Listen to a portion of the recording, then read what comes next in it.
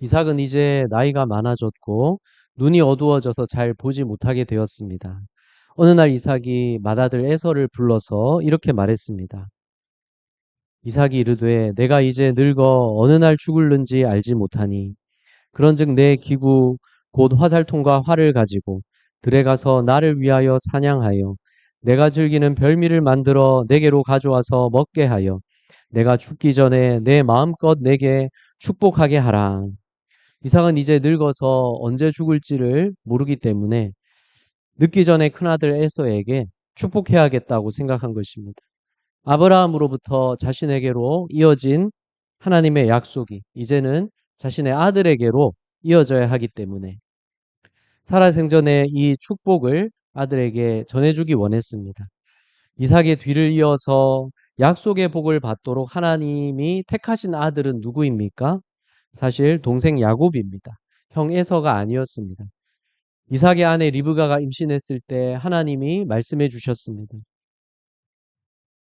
리브가 뱃속의 쌍둥이 아들 중에서 큰 자가 어린 자를 섬기리라고 하셨습니다.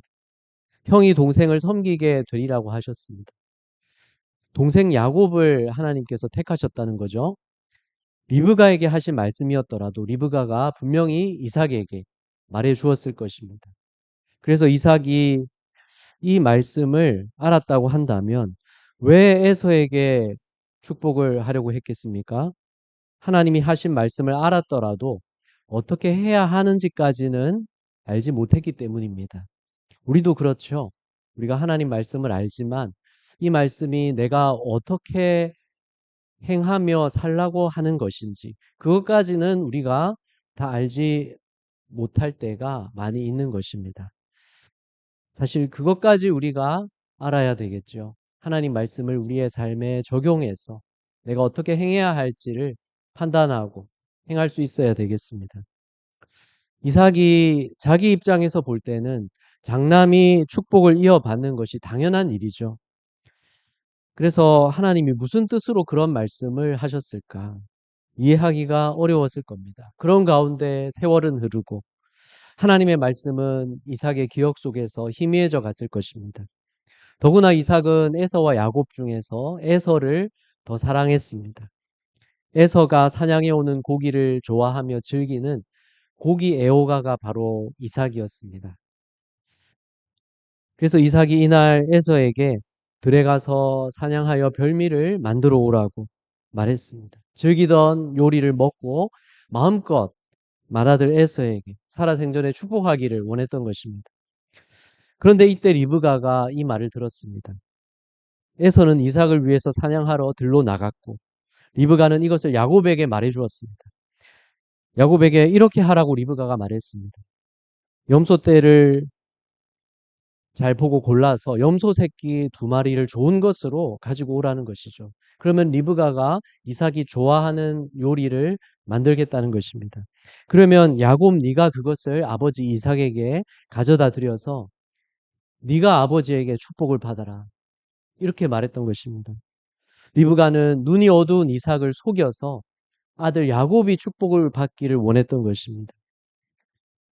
리브가가 하나님 말씀을 기억했기 때문이기도 하겠지만 또 그녀가 야곱을 더 사랑했기 때문인 것입니다. 이런 리브가의 마음이 어떻습니까? 하나님의 뜻을 위한 열정이라기보다는 자기의 이기적인 사랑과 욕심인 것입니다. 우리도 이럴 때가 있지 않습니까?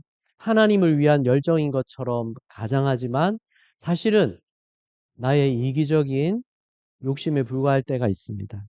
그래서 잘못된 방법으로 원하는 목적을 이루려고 하는 이러한 때가 있는 것입니다. 지금 리브가가 그렇습니다. 늙어서 눈이 어두워진 남편을 속이고 아들 야곱에게 축복받게 해주기를 원합니다. 그러나 잘못된 방법이죠. 정말 하나님의 뜻을 위해서라면 어떻게 하는 것이 좋겠습니까? 먼저 남편 이삭과 대화해야 되지 않겠습니까? 여보, 내가 우리 아이들 가졌을 때 하나님이 뭐라고 말씀하셨는지 내가 얘기했었죠. 하나님은 큰 자가 어린 자를 섬기게 하겠다고 하셨어요. 하나님은 맞이 에서가 아니라 둘째 야곱이 하나님의 약속하신 복을 이어받게 하려고 정하셨어요. 그게 하나님 뜻이에요, 여보. 우리가 무엇이 정말로 에서와 야곱 둘 다를 위한 것인지 우리가 잘 생각해 봅시다. 어떤 것이 둘 다를 위한 길인지 기도하면서 가만히 생각해 봅시다. 그래도 늦지 않을 거예요. 이렇게 리브가가 이삭과 대화를 나누었다면 이삭이 어떻게 했을까요? 이삭이 끝까지 장자 에서가 축복을 받아야 된다고 그렇게 고집했을까요? 이삭도 에서가 이방 여자들을 아내로 맞이한 것을 근심하고 있었고 리브가가 이렇게 이삭과 대화하면서 하나님 말씀을 두 사람이 함께 기억하고 또 기도했다면 이삭이 하나님의 뜻을 깨닫고 하나님께로 마음을 향하면서 하나님의 뜻을 구하지 않았겠습니까? 그랬다면 이런 속임수가 필요 없었을 것입니다. 또 앞으로 일어날 결과들을 피할 수 있었을 것입니다. 그랬다면 이삭과 리브가는 어쩌면 함께 하나님의 뜻을 분별했던 부부로 우리에게 좋은 모델이 될 수 있었겠죠.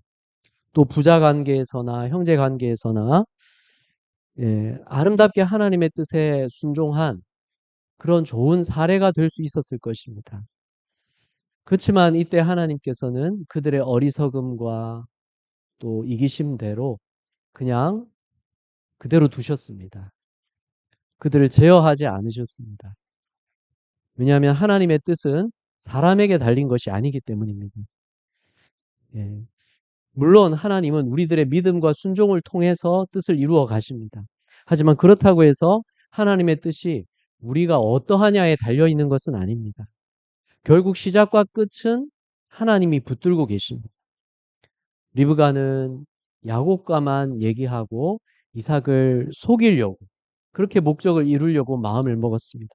그리고 하나님은 이 모든 인간의 어리석음과 인간의 이기심과 거짓이 뒤섞인 이러한 가운데에서 하나님의 뜻을 이루어가고 계십니다.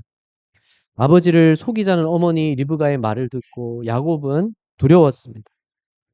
11절에 내 형 에서는 털이 많은 사람이요 나는 매끈매끈한 사람인즉. 사실 이것이 제일 큰 문제죠. 형이 얼마나 털이 많은데 어머니 저는 보십시오. 털이 별로 없습니다. 12절에 아버지께서 나를 만지실진데 내가 아버지의 눈에 속이는 자로 보일지라 복은 고사하고 저주를 받을까 하나이다. 어머니 털을 어떻게 하겠습니까? 아버지가 눈은 안 보이지만 아버지가 저를 만져보면 에서가 아니라는 것을 바로 알 겁니다. 그러면 제가 도리어 저주를 받지 않겠습니까? 그럼 어떡합니까? 노아의 아들 함도 저주를 받았었죠. 야곱은 자기도 그렇게 될까봐 거짓말이 아버지 앞에서 금방 탄로날까봐 두려웠습니다. 하지만 리브가는 야곱을 재촉했습니다. 지금 이럴 시간이 없다. 형 에서가 돌아오기 전에 우리가 일을 끝내야 된다. 아들아, 저주는 나에게로 돌릴 테니까 어서 내 말대로 염소 새끼를 가져와라. 리브가는 급히 서두르게 했습니다. 야곱이 자기 말대로 어서 행하게 했습니다. 지금 이렇게 마음이 급할 때는 보통은 우리가 잘못된 일을 할 때 이렇게 급해질 때가 많습니다. 우리 방법대로 얼른 목적을 이루어야 되기 때문에 마음이 급한 것이죠. 리브가는 얼른 이삭이 즐기는 별미를 만들었고 또 에서의 옷을 가져다가 야곱에게 입혔습니다. 그리고 야곱의 맨살이 드러나는 그래서 만져질 수 있는 손과 목에는 염소 새끼의 털 가죽을 덮어 씌웠습니다. 털이 많은 에서인 것처럼 가정하기 위해서 당시로서는 정말 기발한 분장을 한 거겠죠. 보기에는 우스꽝스럽기도 했을 것입니다. 하지만 털 많은 에서 행세를 하려면 어쩔 수가 없죠. 이제 리브가는 털도 가장했고 별미도 만들었고 그걸 야곱의 손에 들려서 이제 아버지 이삭에게로 가져가게 합니다. 야곱이 가서 내 아버지여 이삭을 부르니 이삭이 물었습니다. 18절에 내가 여기 있노라. 내 아들아 내가 누구냐? 보이지 않으니까 음성을 듣고 묻는 거죠. 분명히 야곱의 음성입니다. 야곱이 대답했습니다. 저는 아버지 맏아들 에서입니다. 19절에 나는 아버지의 맏아들 에서로소이다. 아버지께서 내게 명하신 대로 내가 하였사오니 원하건대 일어나 앉아서 내가 사냥한 고기를 잡수시고 아버지 마음껏 내게 축복하소서. 아버지 저 맏아들 에서예요. 천연덕스럽게 야곱이 얘기하는 것이죠. 사냥한 고기로 별미를 만들어 왔습니다. 이제 잡수시고 마음껏 제게 축복해 주십시오. 이에 이삭은 어떻게 사냥을 이렇게 빨리 해올 수 있었는지 의아해하면서 물었습니다. 맞는 말이죠. 사냥해서 요리까지 해오기에는 너무나 이른 시간이었습니다. 하지만 야곱은 능청스럽게도 대답했습니다. 하나님께서 아버지의 하나님 여호와께서 사냥을 순조롭게 할 수 있게 사냥감을 순조롭게 만나게 해주셨습니다. 이렇게 거짓말은 점점 더 커지기 마련인 것입니다. 야곱은 어느새 아버지가 믿고 섬기는 또한 자신의 그 하나님의 이름을 사용하면서 아버지를 속이고 있습니다. 큰 잘못이죠. 하지만 들키면 안 된다는 두려움이 하나님을 두려워하는 마음도 있게 한 것입니다. 이처럼 죄를 실행하려고 하는 순간에는 우리가 하나님도 잊어버리게 돼. 내 욕심이 앞서고 내 목적이 앞서기 때문인 것입니다. 하지만 그러고 나면 후회가 밀려오게 되죠. 모든 행동에는 결과가 따르기 때문에 그렇습니다. 눈이 잘 보이지 않던 이삭은 말했습니다. 내 아들아, 가까이 와보거라.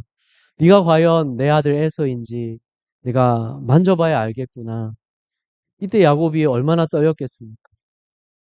이삭에게 더 가까이 가자 이삭이 만져보면서 말했습니다. 음성은 야곱의 음성이나 손은 에서의 손이로다. 목소리는 야곱 같은데 손은 에서의 손이 맞구나. 털이 많은 에서의 손이구나. 이삭은 야곱의 손에 털이 많은 것을 만져보면서 염소 털인 줄은 모르고 속아 넘어갔습니다. 이삭은 야곱이 가져간 요리를 맛있게 먹고 또 포도주도 먹고 마신 후에 그에게 축복하기 시작했습니다. 에서인 줄로 알고 축복하는 것이죠. 27절부터 29절에 그가 가까이 가서 그에게 입맞추니 아버지가 그의 옷에 향취를 맡고 그에게 축복하여 이르되 내 아들의 향취는 여호와께서 복 주신 밭의 향취로다. 하나님은 하늘의 이슬과 땅의 기름짐이며 풍성한 곡식과 포도주를 내게 주시기를 원하노라. 만민이 너를 섬기고 열국이 내게 굴복하리니 내가 형제들의 주가 되고 내 어머니의 아들들이 내게 굴복하며 너를 저주하는 자는 저주를 받고 너를 축복하는 자는 복을 받기를 원하노라. 하나님께서 야곱이 하는 일마다 복을 주시기를 그리고 많은 나라들과 형제들의 머리가 되게 하시기를 축복했습니다. 야곱을 저주하는 자는 저주를 받고 축복하는 자는 복을 받기를 축복했습니다. 이 속에 모든 축복이 다 들어있는 것이죠. 결국 이 축복은 그리고 그리스도와 교회인 우리에게로 이어지는 것입니다. 그래서 오늘 우리에게 그리스도 안에서 이루어지고 있는 것입니다. 이삭이 축복하기를 마치고 야곱이 물러가자 곧이어 형 에서가 사냥을 마치고 돌아왔습니다. 아버지, 제가 사냥해온 고기를 맛있게 잡수시고 마음껏 제게 축복해 주십시오. 그러자 이삭이 놀라서 묻습니다. 너는 누구냐? 누구긴요? 아버지 맏아들 에서죠. 이삭이 놀라며 몸을 떱니다. 그러면 먼저 고기를 가지고 왔던 자가 누구냐? 내가 그를 위해 이미 축복하였으니 그가 복을 받게 될 것이다. 34절. 에서가 그의 아버지의 말을 듣고 소리질러 슬피 울며 아버지에게 이르되 내 아버지여 내게 축복하소서 내게도 그리하소서 네 아우가 나를 속이고 내 복을 빼앗았구나. 36절 에서가 이르되 그의 이름을 야곱이라 함이 합당하지 아니하니이까 그가 나를 속임이 이것이 두 번째니이다. 전에는 나의 장자의 명분을 빼앗고 이제는 내 복을 빼앗았나이다. 또 이르되 아버지께서 나를 위하여 빌 복을 남기지 아니하셨나이까. 야곱이란 이름은 형의 발 뒤꿈치를 잡고 나와서 붙여진 이름이었습니다. 그런데 이 이름은 속인다는 뜻으로도 쓰일 수 있었습니다. 여기서 에서가 야곱의 이름을 바로 속인다는 뜻으로 말했습니다. 야곱이 두 번이나 자기를 속였다는 거죠.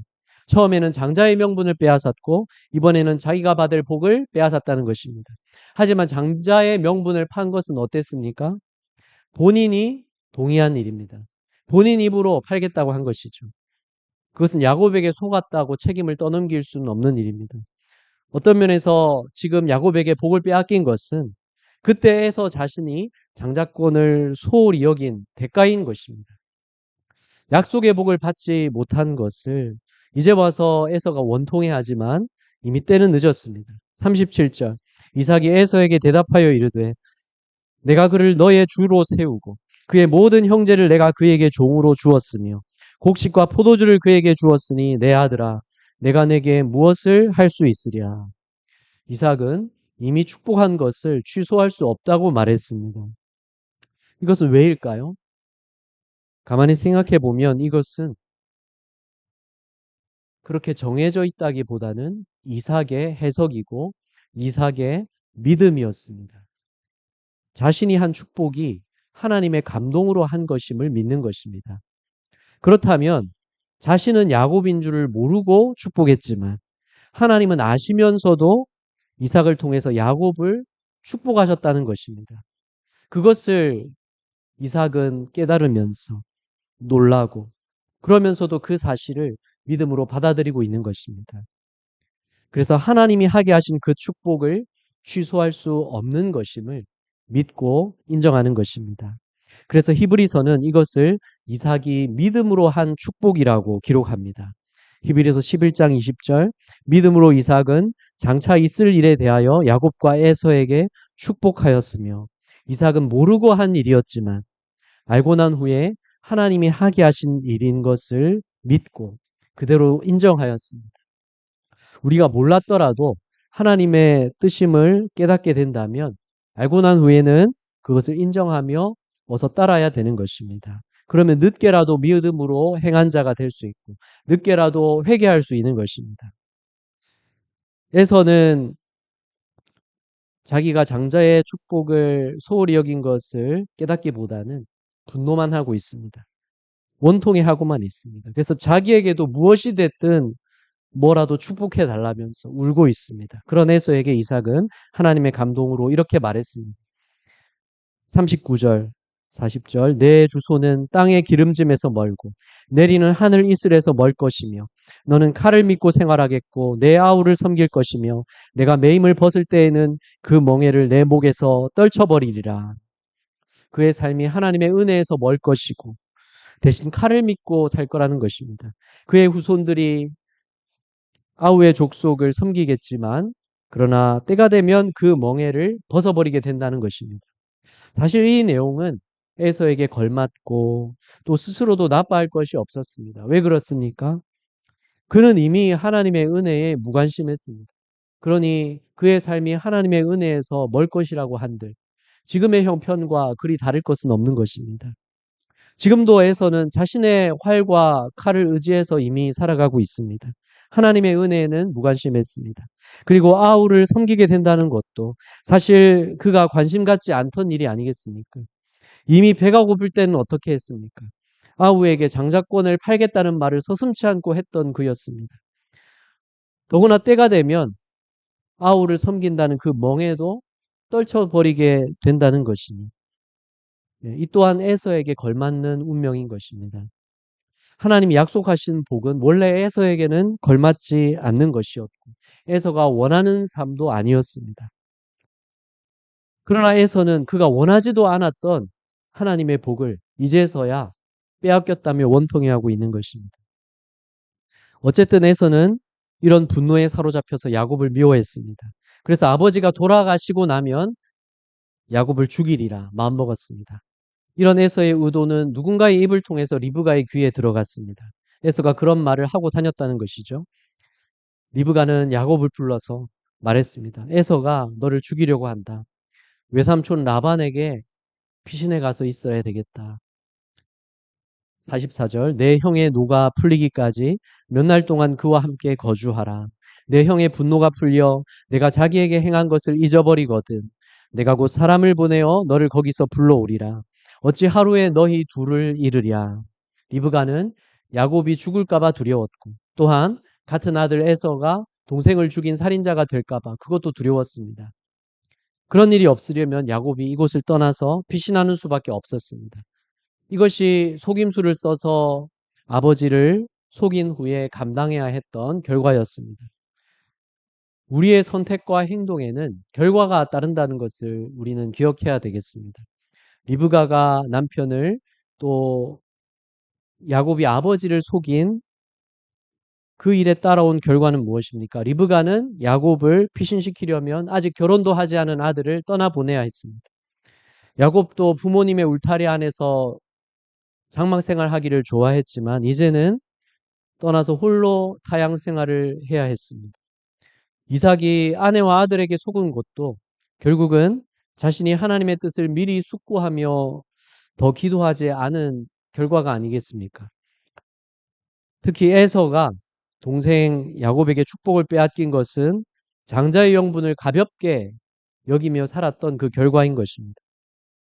에서는 하나님이 약속하신 복에 무관심했고 그 마음이 하나님에게서 이미 멀었습니다.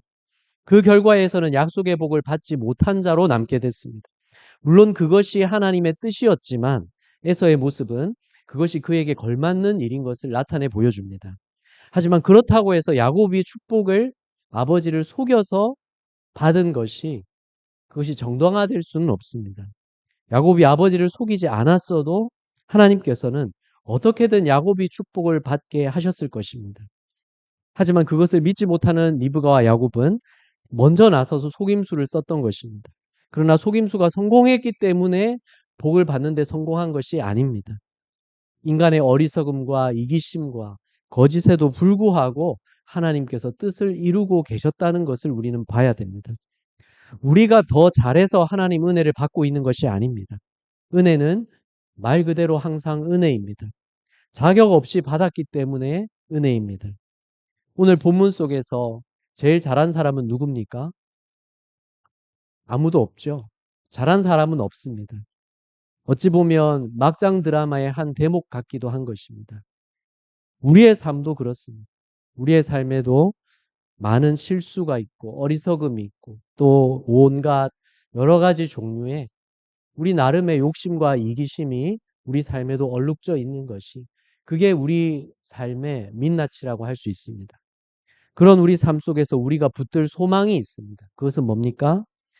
하나님께서 시작과 끝을 붙들고 계시다는 것입니다. 여러분 대부분 운전면허가 있으시고 운전을 잘 하시는데 그렇지만 여러분도 처음에는 서툴고 불안불안하게 도로주행 연습을 하셨던 때가 있으시죠? 저도 있지만 그때 내가 과연 무사히 이 차를 몰고 여기로 다시 돌아올 수 있을까? 이런 마음이 들었겠지만 그러나 나 자신을 보면 불안하지만 그래도 안심하고 운전을 할 수 있었던 이유가 뭡니까? 분명히 그 차에는 나 혼자 타고 있었던 게 아니라 내 옆에는 운전에 능숙한 보호자, 인도자가 타고 있었겠죠. 그래서 출발해서 돌아오기까지 그 처음과 끝을 운전은 내가 하지만 내 옆에 탄 운전에 능숙한 인도자가 사실 책임지고 있는 것입니다. 그날 그 운전의 처음과 끝을 사실 책임지고 있는 것입니다. 운전을 직접 하는 것은 나라도 옆에서 말해주고 또 상황을 보고 판단해서 안전히 갔다가 돌아올 수 있게 하는 그 처음과 끝을 내 옆에 탄 보호자가 붙들고 있는 것이죠. 사람도 이렇게 어느 정도까지는 처음과 끝을 책임질 수 있다면 하나님은 어떻겠습니까? 하나님께서는 영원하시고 하나님이 처음이요 마지막이시고 우리의 시작과 끝을 붙들고 계시는 분은 우리 하나님이십니다. 하지만 그 사이에서 허용하고 계시는 일들이 있습니다. 마치 초보 운전자에게 운전을 맡겨놓고 도로주행 연습을 위해서 운전이 서툰 나에게 운전을 맡겨놓고 옆에서 지켜보고 있던 그날의 그 상황이 언젠가는 있었듯이 그러나 그날 안전하게 다녀와서 도착하고 나면 그때는 내 운전 실력이 어느 정도 더 늘어 있게 되는 것이죠. 하나님께서 우리의 삶에 맡겨 놓으시고 허용하시는 그 과정이 지금의 우리의 삶의 모습이라고 할 수 있습니다. 오늘 말씀에서 인간의 이기심, 어리석음, 연약함, 거짓 다 볼 수 있는데 우리에게서도 다 볼 수 있는 것입니다. 그런데도 하나님이 우리에게 그대로 운전을 맡겨놓고 계십니다. 하지만 그런 가운데 우리에게 말씀하기도 하시고 또 깨닫게 하시고 책망하기도 하시고 때로는 그대로 두기도 하시면서 그렇게 우리의 삶이 나아가고 있습니다. 그러나 우리 홀로가 아니라 하나님이 인도하고 계신 것이죠. 시작과 끝은 하나님이 붙잡고 계십니다. 결국은 하나님이 붙들고 계시는 그 끝으로, 그 결말로 하나님의 뜻이 이루어질 것입니다. 그렇지만 저절로 그렇게 되도록 하시지는 않습니다. 우리를 통해서 뜻을 이루어 가시고 그동안 우리가 해야 할 선택이 있고 행동이 있습니다. 우리가 가져야 될 믿음이 있고 순종이 있습니다. 그래서 우리 모두 다 하나님의 말씀을 기억하고 숙고하면서 살아야 되겠습니다. 말씀을 생각하면서 기도하십시오. 그래서 말씀이 여러분에게 희미해지지 않도록 하십시오. 이삭과 리브가에게도 하나님이 하신 말씀이 있었지만 어느 순간 기억 속에서 희미해지기 시작했던 것입니다. 그리고 이기적인 사랑과 욕심이 두 사람 각자에게 앞서게 되었던 것입니다. 한 사람은 에서를 더 사랑하고 한 사람은 야곱을 더 사랑하면서 그렇게 마음이 움직여 갔던 것입니다. 우리는 신중하게 기도하면서 하나님의 뜻을 분별해야 되겠습니다. 말씀대로 어떻게 행해야 할지를 우리는 생각해야 되겠습니다. 그러기 위해서 기도하시기를 바랍니다. 언제까지나 기도를 그치지 마시고 더욱더 기도의 사람이 되어 가시기를 바랍니다. 이삭은 리브가가 임신하지 못했을 때 하나님께 간절히 기도했습니다. 그래서 응답받았습니다. 그렇지만 말년에 하나님의 뜻대로 아들에게 축복해야 되는 이때에는 기도했다는 내용은 나오지 않습니다. 우리는 기도하기를 그치지 말고 하나님의 뜻을 평생에 물으며 살아야 되겠습니다. 우리가 잘못된 방법으로 일을 이루려고 할 때는 우리 마음이 급할 때가 많습니다. 리브가도 그랬습니다. 급하게 아들 야곱에게 그냥 묻지도 따지지도 말고 내가 시키는 대로 그대로 얼른 하자는 것이죠. 우리도 급하게 서두를 때가 많습니다. 그런데 그때는 후회할 때가 더 많습니다. 먼저 해야 될 대화를 우리가 건너뛰지는 않았는지, 더 좋은 방법이 있지는 않겠는지, 하나님이 이미 말씀하신 분명한 뜻이 있지는 않는지 신중히 생각하시기를 바랍니다. 요즘 하나님이 이미 나에게 계속해서 깨닫게 해주시는 그 부분이 있지 않는지 가만히 생각해 보시길 바랍니다. 리브가가 이삭과 먼저 대화했으면 더 좋았을 것입니다. 더 좋은 결과가 있었을 것입니다. 하나님의 방법으로 일하실 것을 두 사람이 함께 신뢰했으면 더 좋았을 것입니다.